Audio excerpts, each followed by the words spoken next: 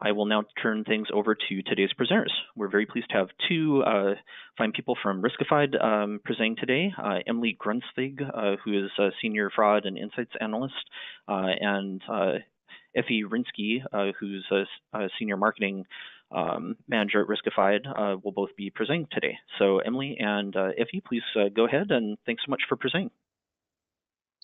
Great, thanks so much, Mike. Everyone can hear us? Terrific. Yes. So thanks so much, everybody, for joining us for our webinar today about who's behind the orders you're declining, the 5 types of legitimate shoppers you're turning away. I'm Effie, and I'm joined here by Emily. Hi. We're in Riskified's Tel Aviv office, and we're really excited to be presenting for you today. So just the agenda. First, we'll just explain real quickly a little bit about Riskified, who we are. Then an overview of the scope of the false declines problem. And then we're going to go into these 5 kind of archetypes of orders that we've kind of decided are the 5 sorts of orders most likely to be declined incorrectly by fraud review systems. Then we'll wrap it up, some takeaways, and take some questions. Riskified, just a little bit about us. We improve global e-commerce for merchants and consumers. Some of the world's largest brands trust us to increase revenue, manage risk, and improve customer interactions. We have offices in New York and Tel Aviv, and every day we process millions of transactions, which is how we've sort of come to these insights that we're going to share with you today. Just let us show off for a second. Here are some of our headline merchants. You can see we have a lot of experience across verticals and geographies, and when we get our fraud insights, they're from all across the industries and from all around the world. Okay, so the false declines problem. According to a recent report from Business Insider, online e-commerce merchants lose about $8.6 billion annually because of fraud, false declines, which is $2 billion more than they lose to the actual fraud attacks themselves. This translates to 1.5% of potential revenue lost for these merchants.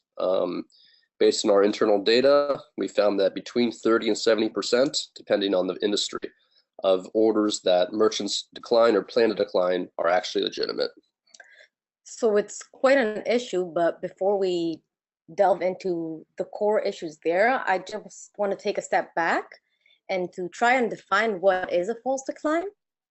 So just we can all be aligned on this issue. For the purposes of this presentation, a false decline is when you reject a paying customer because you incorrectly think the order is fraudulent. So to continue this issue, let's just take a look and think about the customer journey to your website. So a bit before they get this decline. What actually happened is that you've courted a customer to convince him to buy your product in your own website using some marketing dollars, to say the least. And now he or she is actually about to pay, and you're saying, nope, you're just declining them. That's the worst case, or you're telling them to wait to have this manually reviewed even for several days. And all of this makes it quite difficult to measure the cost of the false decline itself. Right. And so the thing about false declines is that the cost of them, it's so hard to measure because it goes beyond the cost of the lost order itself. First, there's the customer experience angle. Customers are not happy about having their legitimate orders declined by you. I think the only one that doesn't care about a bad customer experience is a fraudster. That's right. Well, even they care. Probably it makes it harder. Right. This is likely to affect your brand reputation. We see all the time that customers who are declined incorrectly will post on social media complaining about their experience. Then there's the squandered acquisition budget. You think about your spending marketing dollars trying to get these good customers to come to your site, and when they finally come, then you're rejecting their order. It's sort of like that marketing money has just been thrown out the window.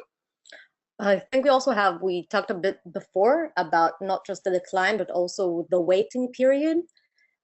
when you're actually falsely declining a customer, he might call. That happens a lot. And then his order is manually reviewed. That is customer success time.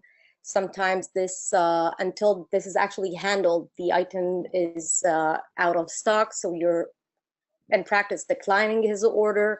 There are a lot of different issues regarding this manual review process to encounter. And I think what is even more important is the customer lifetime value. When you're declining one customer, you're not declining one order. You're declining a potential returning customer. He might return twice a year if he had a good experience, 10 times a year, depending on your product or whatever you're offering. His friends might have come. So you need to understand that you need not only to calculate one customer, the one order decline, but the customer lifetime value itself. Right. So let's have our first polling question here. How do you estimate your false decline rate? All right, thanks. We've launched that poll. We'll give people a few seconds to go ahead and vote, and then we'll close it down in 30 seconds or so once we've gotten a response from the majority of the people dialed in today.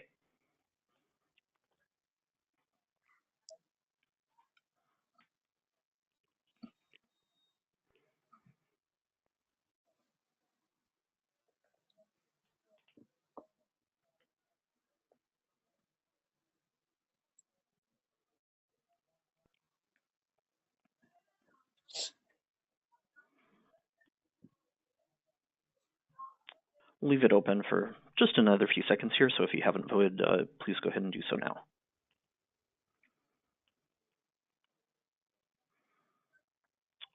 All right, we've gotten a response from just about 3/4 of those dialed in today, so I think we'll go ahead and close down the poll and let's share the results. There we are.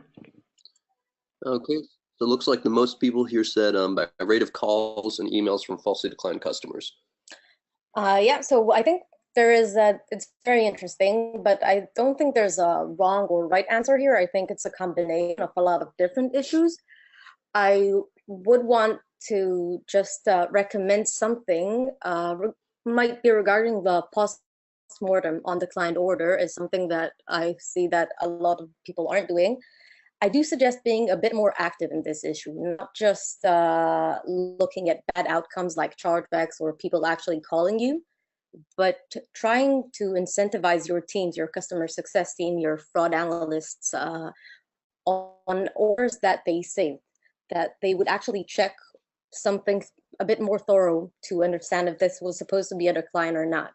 That would be a very good place to track in your systems as well. Great. Okay, so we'll just look at this and then we'll get into the 5 archetypes. Why false declines happen. The first reason is risk aversion and time pressure.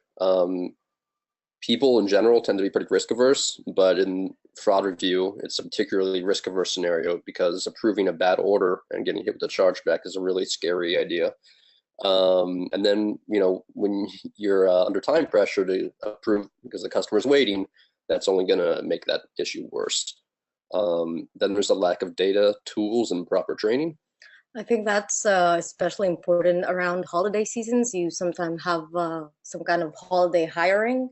It's seasonal workers. They are less trained on this issue. They will probably don't know what your professional fraud analysts know.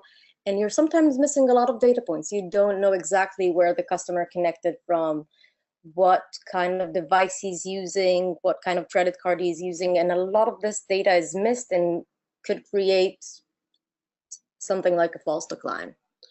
Okay, great. So we're going to jump now into our 5 personas of people who are most likely to have their orders falsely declined.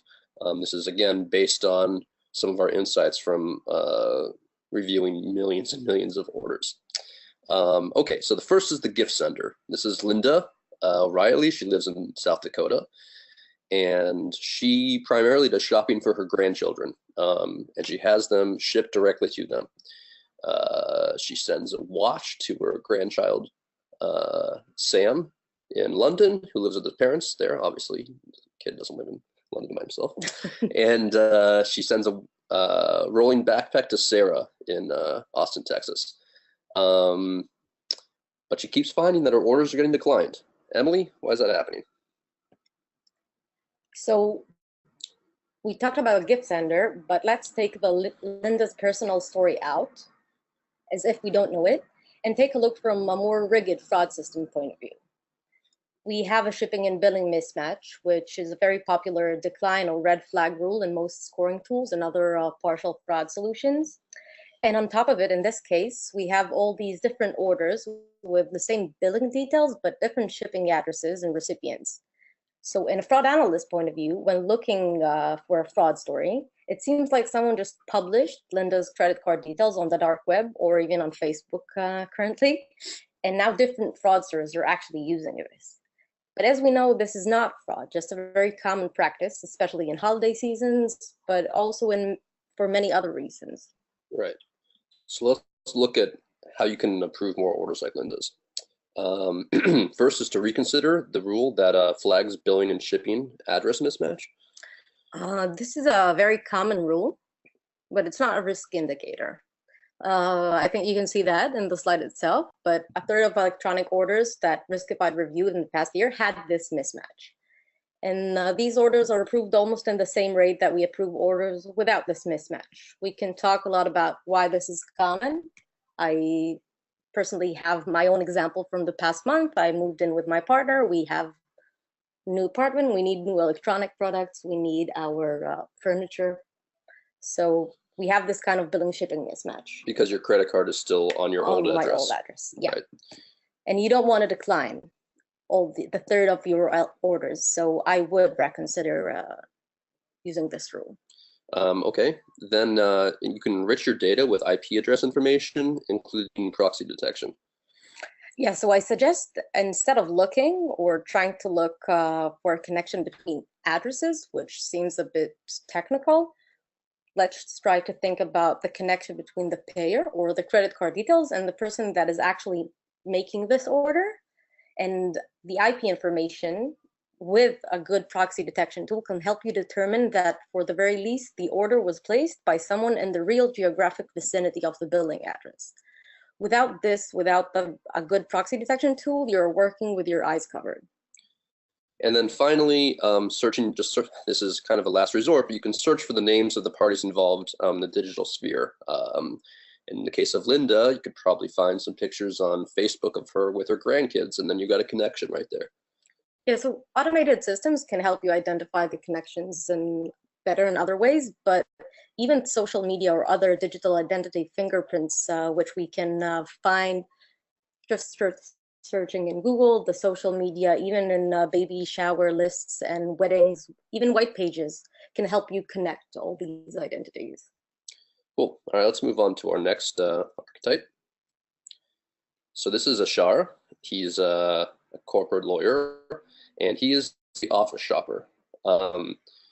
He is in the office all day, and so when he shops online, he usually does it from the office. And then he also has it shipped to his office because that's where he is all day. I actually do this myself because I don't have a doorman. And so it's way easier for me to get stuff delivered to me at the office. It's a very common practice here in Riskified to send stuff to your office.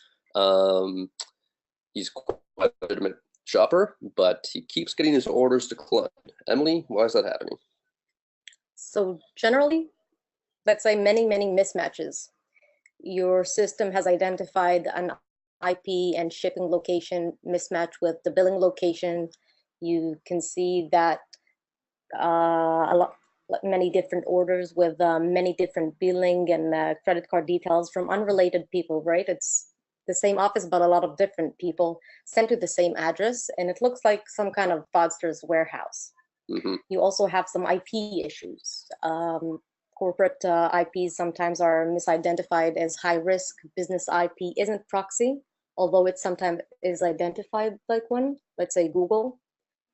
Even if you're working in Google offices in Tel Aviv or London, your IP would be from Mountain View. And so they're getting, it looks like they're just using a VPN though, just VPN, to a lot of... or just an unrelated IP location that is either your billing or shipping or credit card. Okay.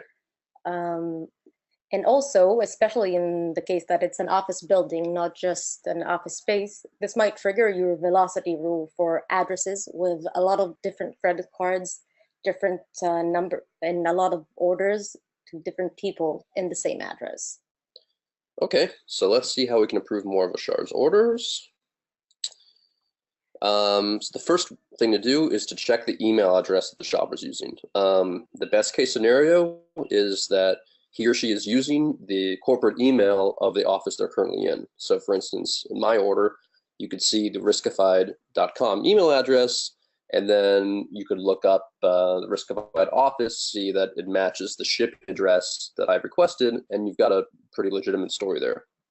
But even if it's the personal email, you're not totally out of luck. You can search for that personal email. Maybe that personal email on LinkedIn comes up with my profile, and then again, you can figure out that I work in Riskified. Even the username can help you in this kind of. Then also to rethink your rules that are flagging proxies as risky. As Emily just explained, corporate proxies are flagged just like any other, and they're not a high risk indicator at all. So, and then you can check the linking on the order. Emily?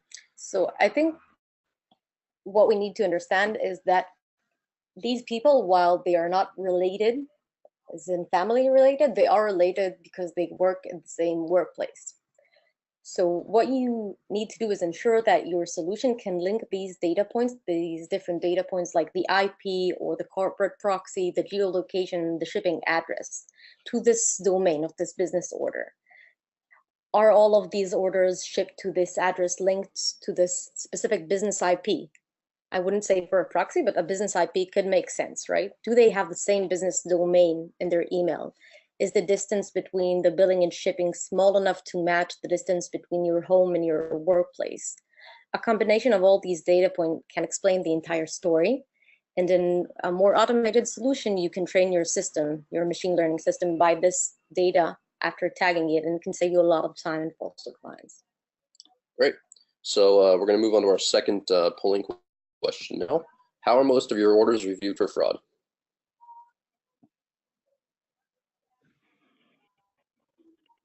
All right, thanks, Emily. Thanks, Effie. We've launched that, so we'll give people a moment or two to go ahead and vote, and then we'll have a look at the results.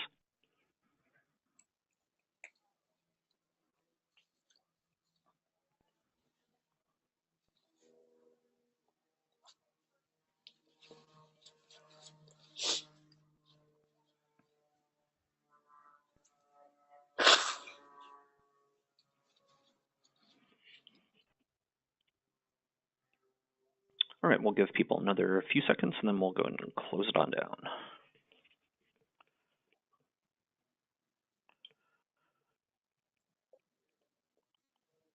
All right, I think that's looking good, so let's go ahead and close it, and we'll share the results.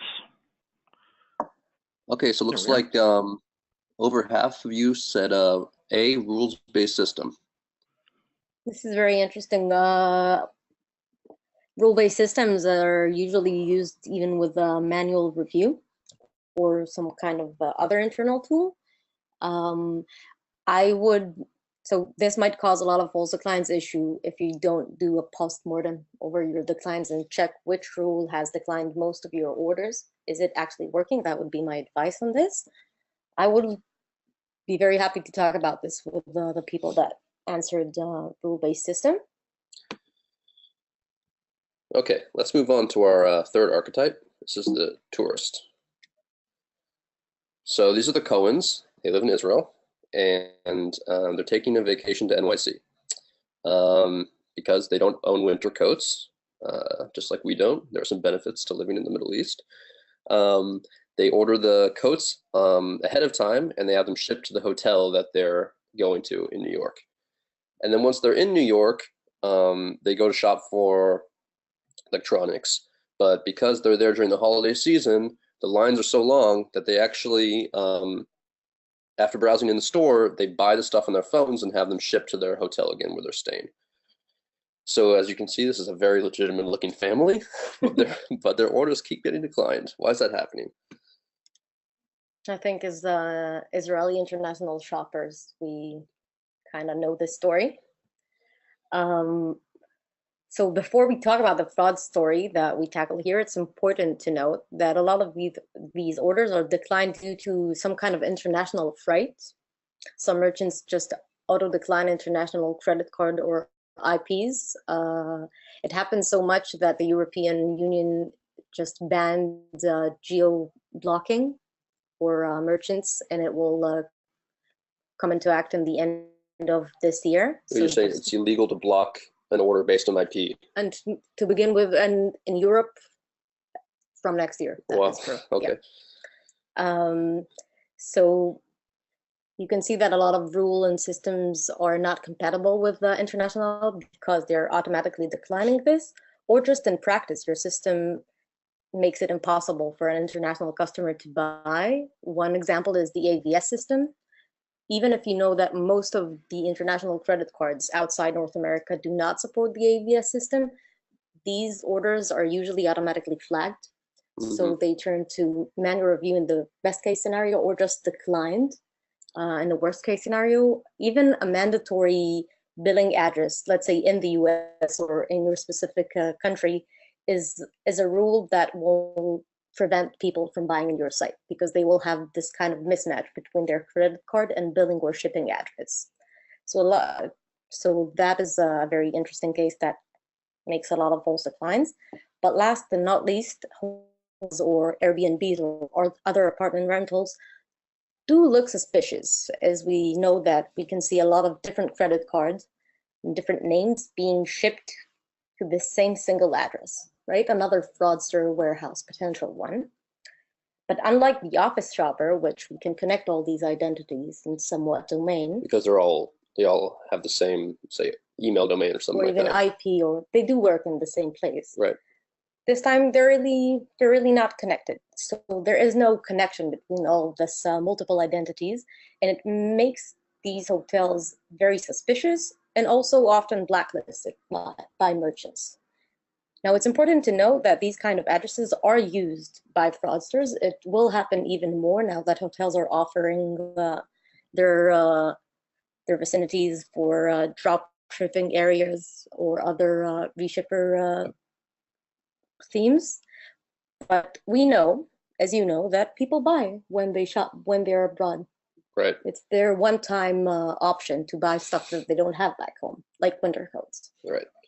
Okay, so let's look at how you can improve more orders. So the first thing is behavioral analytics.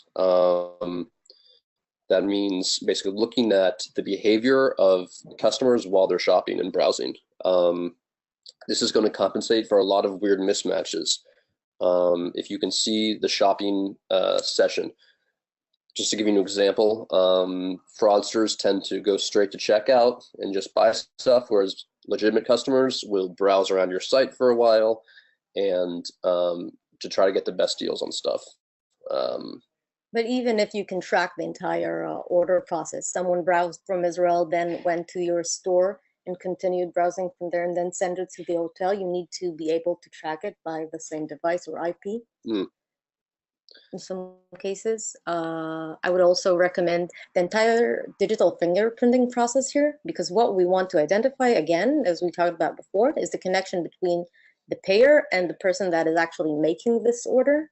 So let's say if I want to order with my Israeli credit card, yeah, but I'm sending it abroad because I am abroad, or I'm sending it to a friend or whatever in that domain. If I have Hebrew on my keyboard and I'm browsing from an Israeli IP, so this established a very strong connection, right? A language match with my credit card, an IP that matches my credit card, something that establishes my complete international identity. I see. It just sort of builds a whole legitimate order story. Yeah. Okay, and then there's our big tip is not to blacklist hotels. In fact, we really strongly recommend that you don't blacklist at all.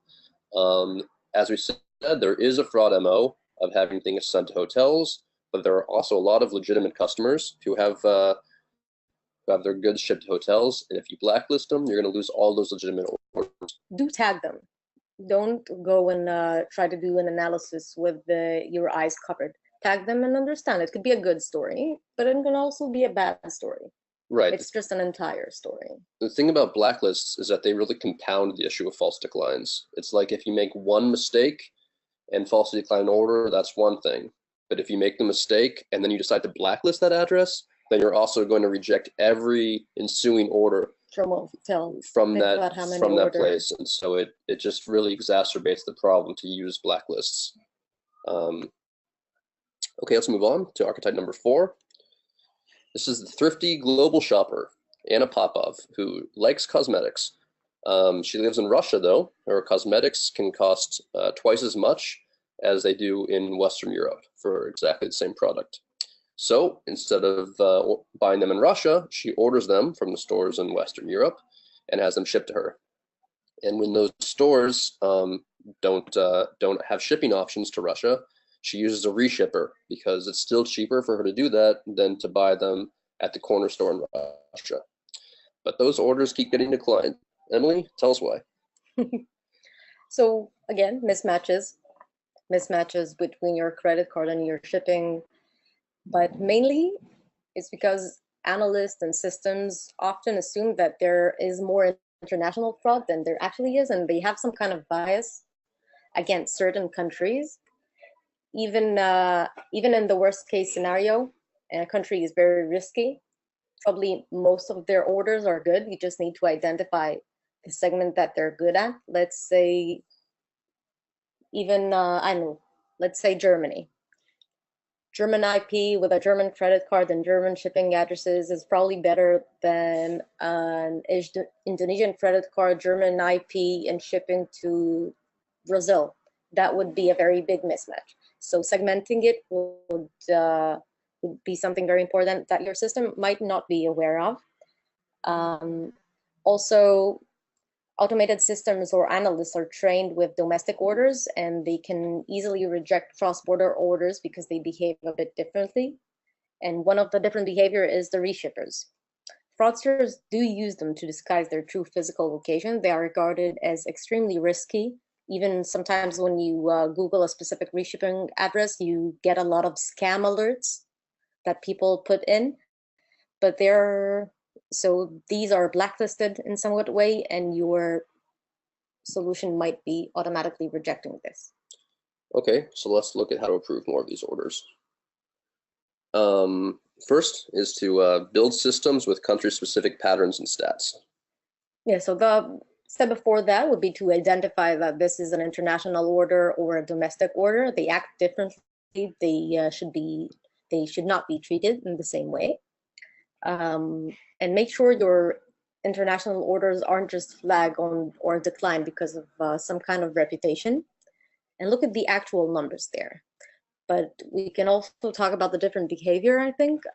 Let's say that if you'll ask your fraud analyst team, it's a very common practice that caps lock is a very fraudulent alert.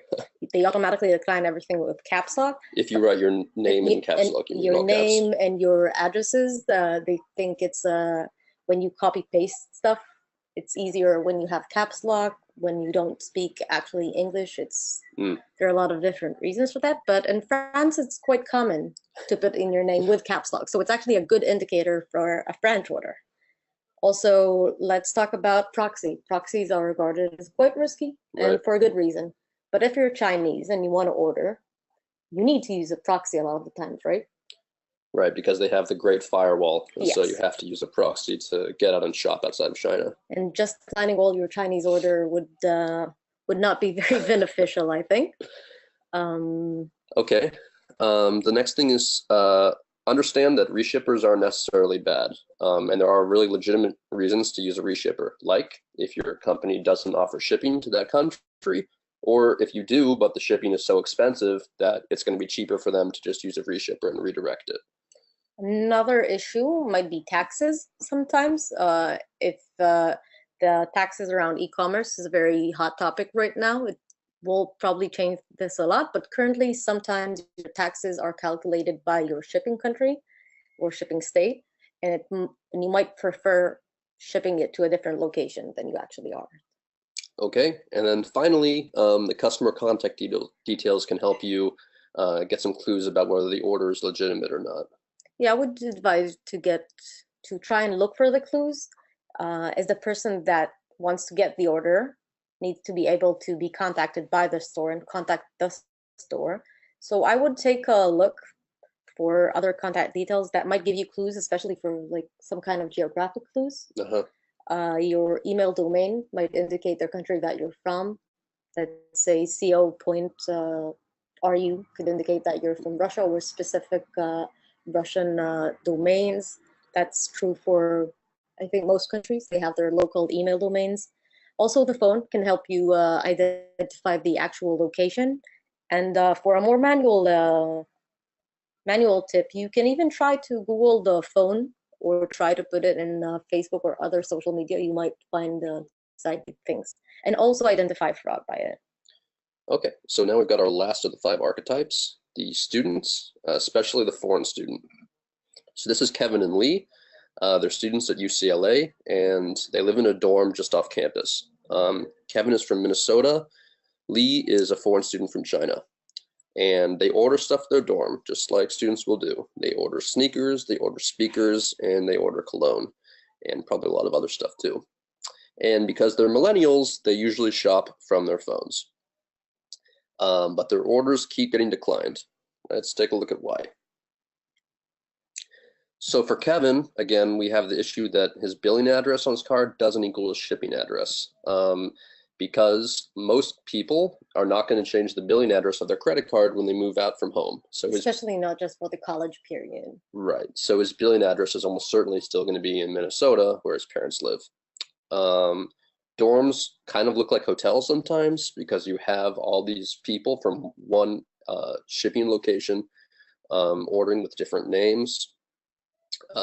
If they're ordering from campus, then you're going to have that IP address from the university, and then you have a shipping location, maybe, depending how far they live away from campus, it could be a few miles. You can see like the specific IP with a lot of different credit cards ordering from it because it's the college IP. Yeah. Right. And then they have the fact that they're ordering on mobile. We'll speak about that in just a second. And then for Lee, he has the same issues as Kevin, except it's even worse because his billing address is probably still in China and his shipping address is in LA. And a lot of merchants are just going to automatically decline orders that have that mismatch because they consider it such a high risk factor. But as you can see, there's a very legitimate reason why that could happen. So we can see the legitimate story, but as your machine doesn't, especially if it's rule-based, the machine always sees the billing and shipping mismatch.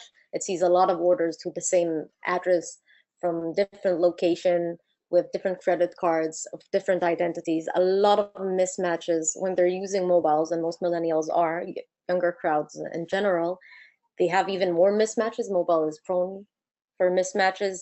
They also have a lot of AVS issues. Millennials are prone to have the AVS mismatch. They are not aware that this issue is still very relevant for merchants sometimes. Because if you just make one typo in the phone, like in your address on the little phone, then you end up with an AVS mismatch, right? Yeah, and they also shop differently. So you sometimes see a lot of orders for one product, which is a very, very dangerous practice for desktop orders. Okay. But students do that a lot. We have now the swipe method, right? We like buying, spontaneous buying. So that would be very risky if you're looking at your machine. Okay, so let's look at how to approve more orders like this. First is to track your source. Know whether it's a mobile or desktop shopper. Yeah, that's a very important thing. But I do want to start from the end because I want to elaborate a bit about the mobile. So I'll start from the last one, tag your universities and the nearby geographies, not just the dorms in campus, but also the area around it. It makes sense to live close to the university, but not in campus. And try to figure out if you're dealing with college students or even younger crowd, but for this case, we're talking about the college students themselves. Then a lot of mismatches can make sense. If you see they're shopping with their college email. Yeah, you can ideally, you can check if they're using an edu email or an educational IP, right? The college IP is different. That is something that you should be able to note. something I think most of third-party sources could help you identify with the IP. And if they're using their personal emails, again, you can check in social media and stuff like that. It could also be automated. There are a lot of enrichment tools that work with social media and help you to uncover some links between all these orders. But I think what is important is what Effie stated before, is tracking the order source, which is something most merchants do not do. I think the last MRC survey said that over 80% of merchants do not even track if the source of the order is mobile or desktop. Okay. Which is completely understandable, besides the fact that the shopping behavior is different and you should adapt your system to understand that. It's something that you might overlook. Mobile orders are different. You have the swipe method.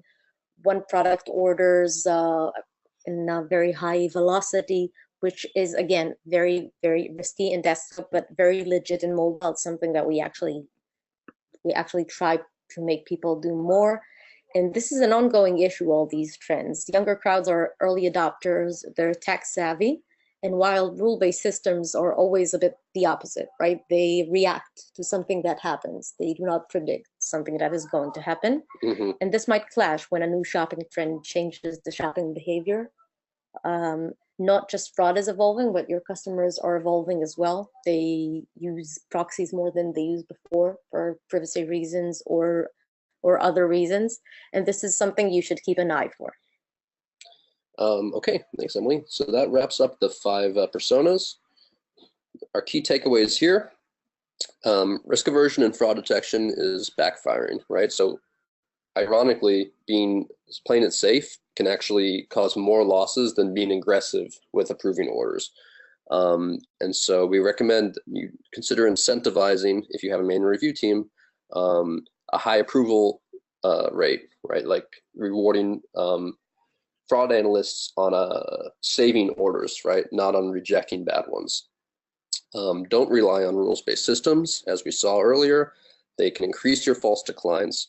They don't adapt to new buying behaviors, and they're also just really easy for fraudsters to overcome.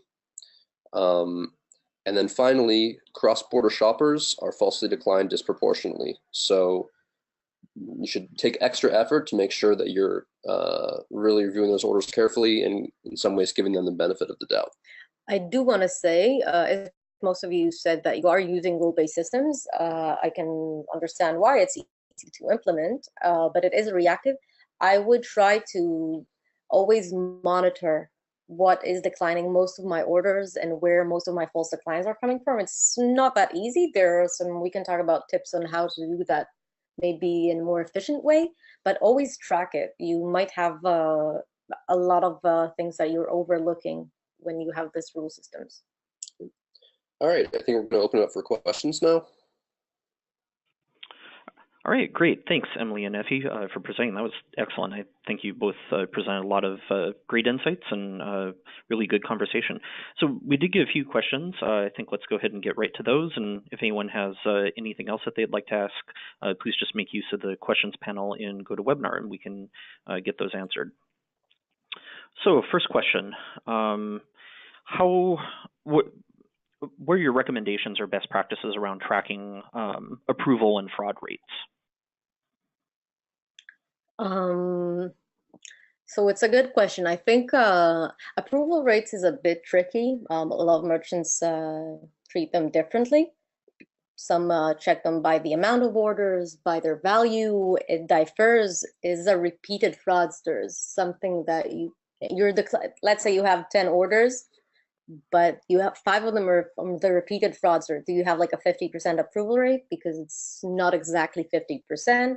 So that's a bit tricky. I would track fraud in a lot of obviously if you have chargebacks, that would be a very, that is 100% of fraud. But I would also try to track, again, like the false declines issue here. If you have somewhat a big gap between what you know is your approval rate and what you're quite sure that is your fraud, meaning that chargeback rate, I would check this delta. Again, the post-mortem thing that we talked about before is it's kind of the only, well, not the only way, but it's a good way to get a handle on your false decline rate. It's seeing the just going through the declines after the fact and trying to figure out if they were really fraud or not. I think also a good indicator would for the approval rates would be to check your returning customer rate. If you have more returning customers you are approving more good orders and not declining your good customers around the customer lifetime value issue. Great. So you talked about 5 different kind of personas or types of scenarios. How do these change with regards to digital goods? Good question. First of all, we don't have shipping address in digital goods, so everything that we said about a shipping mismatch would be regarding the email. You sometimes have actually the same issue, just in a more digital arena. Let's say the order email or the recipient email. That happens a lot in gift cards. Also might happen in tickets as well. So I would put an emphasis on that. Also, I think what happens a lot in false declines in digital goods in general, especially tickets, is that they have some kind of IP tweak. It seems like they might be a proxy or they're from a different location. I can actually talk about my last decline with digital orders. I wanted to order last minute tickets to show, but as I had my Israeli phone with a roaming service and not the local SIM card. So my IP was from Israel, but I was ordering for something that was the same day in the UK. So I got declined because of this mismatch. I think you should be aware a lot around these issues. Okay, great points. Earlier, you had talked about blacklisting addresses. What about blacklisting emails? Fraudsters sometimes don't necessarily change their email addresses. In other cases, fraudsters will use just a, throwaway or a dummy, free email address. What are your thoughts on blacklisting emails? So blacklisting emails, I can understand that. It's a more personal indicator. But you should think about the other case when it's a very important indicator. But as we were talking about the false decline, so I'll be the devil's advocate here, and I'll just take a different approach. Let's think about account takeovers. A lot of people use your email because they have hacked into your email or using it for their fraud reasons, but you're actually the legitimate customer. So in this case, blacklisting this email, which we can all understand why, is actually hurting your original and legitimate buyer. So I think I won't recommend blacklisting based on only one indicator. I would always try to see the entire cycle about this. Right, it's pretty dangerous unless you want to devote the manpower to going back and making sure that none of those emails or those declines were a result of a hacked account and not that there was a fraudster email. But having said that, we have a lot of tips around emails for you to notice. There are a lot of email domains that are very bad, are used by fraud. I think as you stated in the question, we have the free emails, but we have the, let's say, mailinator.com, which is completely free. You can enter it in any way, and there are very few legitimate reasons to use that. We have a lot of other email domains that have this issue as well. And also, this might be more for manual review team, but you can automate that actually as well. The username, if you have someone called hacker123 at mailinator.com. So yes, I would decline that. And that's it. Great. Makes sense. Couple of questions regarding Riskified itself. Do you go after any repeat fraudsters and work with law enforcement? I don't want to answer something that I'm not sure about. I can check that. We'll be happy to get that question from the person that asked it, and we'll answer him by email. We can answer everyone. Sure. Okay, that sounds good. Next question relates to reshippers. the person wants to know how can we tell if an order is going to a reshipper, and is there a way to go ahead and distinguish good reshipper orders from bad ones? Well, it's always a good question because reshippers are used both by fraudsters and legitimate customers, and we don't want to hurt the legitimate customers, but we don't want to pay the fraudster. So I would think about, as a customer, I would think about a good motivation for this, and I will use a fraudster if I need to save some costs or have something shipped that the specific merchant isn't shipping to my country. Towards the question of how to know if it's going to a reshipper, there's actually often the address is going to have a weird code at the end of it, kind of a string of numbers and letters, which is that often indicates that it's a reshipper. That's just one way to see it. And you can Google also the address, and they usually will come up. So regarding what Effie said about the numbers and letters, the letter combination, that's a very specific tip. It's very good if you have that kind of team, but the combination of letters is usually connected to the geographic location of the eventual shipping address. Meaning, if I'll be from, let's say, France, I would have some kind of FR in that address. That's the way they tag it in the freight forwarders. So that would be a very good tip on identifying the actual end location. But I think, like, generally speaking, if you have a credit card from one country and IP from a different country, and you can't establish a connection between the person that is actually placing the order and the payment details, so be very cautious about it. But if you can establish that connection, it's okay to send it to a reshipper. Just tag those addresses so we won't always see them as this weird address that you don't know what it is. Okay, great. A couple more questions here. So in light of these tips, how would you suggest implementing them? I think the questioner wants to know a little bit about beefing up manual review versus implementing additional rules or trying to train machine learning models. Any recommendations that you have on implementing some of these suggestions that you present today? Well, manual review teams have their advantages, obviously, but it's not very scalable. And it also, again, it can't predict anything that will actually happen, both in the fraud side and both in the legitimate behavior side, as it is not trained on behaviors. Our human capacity is not equivalent to the machine capacity. It's a scary sentence. I never said that. So while it has advantages, exactly in what we did just now, explaining the story, thinking about the customer's point of view, it does take time. Even your manual review usually doesn't have a day to do whatever it does. It has a very similar way to think as you were trying to train your rule-based system.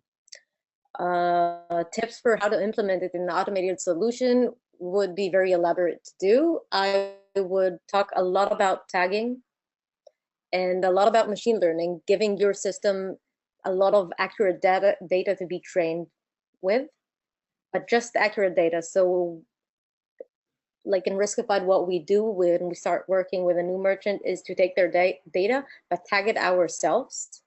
So we know that this is accurate and we don't have this bias. If someone, let's say a new merchant has always blacklisted reshippers, we don't want to train our machine learning based on that. We want to train it by the accurate analysis that we do. So I would recommend that. So the key you're saying is the key to really developing accurate machine learning is making sure that you're doing tagging, and some of that is like after the fact. Yeah, and training it on good data. Let's say chargebacks for fraud and matured approvals, orders that we know that are good after the chargeback dispute window time. So we have some resources about machine learning that we can send along to follow up on this. Okay, great. We have time for a couple more quick questions, then I think we'll go ahead and wrap things up. Next question. Can you talk about using the cardholder name as an attribute for risk? How does that kind of play into any sort of rules or other types of detection? So the cardholder name, it's sometimes you sometimes get the data around the cardholder name itself, and you sometimes get it within the billing data that the customer actually puts in your website. And that's another very important data point to use in your system. Try to match between the customer name and the customer billing name, the shipping address, even the username, as we talked about. Usually it's not hacker123, it's actually something that is more related to the actual customer's name. I think we can all think about our own emails. Do they have some connection to our name? So that would be another data point to use. Very important one, could help you identify your fraud, but also approve more orders. Right. So if you see like that there's a strong link between the name on the credit card and the email address, and then you can also use a third-party tool to see how long that email account has existed, then that's a pretty legitimate story. It's hard to fake that. Great, good points. All right, last question. This is more about Riskified itself. If you'd like to go ahead and address that here, that's great. Or if you'd prefer to follow up offline, that's certainly fine too. This particular attendee has a couple questions regarding the 100% chargeback guarantee that Riskified offers, and just some of the requirements around that. So if you're able to speak to that. So I think in general, our sales team would love to answer this. It's less of my analytical point of view here, but the 100% guarantee means that if we approved an order that is fraudulent, so we cover your chargeback costs, including the chargeback itself for the product, but also the fees around it. Right, and this is for every merchant we work with. This is not like a conditional thing. Any merchant that we bring on gets this 100% chargeback guarantee. It's like a core part of our business model because we want to be sure that our merchants understand that we're partners. We don't take any risks on their behalf, but as well, if we're doing sales, but as we only get fees for approved orders, we have this kind of partnership approach. Right, and aligned incentive. We only take a fee off orders we approve. So. Okay, great. Well, I think that wraps things up. We're at the top of the hour, so I think we'll go ahead and wrap things up here. Emily and Effie, thanks so much once again for presenting, and really appreciate your time and answering all of the questions that we received from attendees today. Thanks to everyone who attended today's webinar, and especially to those who had submitted questions. We'll have a recording of the webinar along with the slides available for MRC members within the Resource Center on our website by the end of the day on Friday. So thanks again for your time, and have a great rest of the day. Bye, everyone. Bye. Bye. Thank you, Mike. Thank you.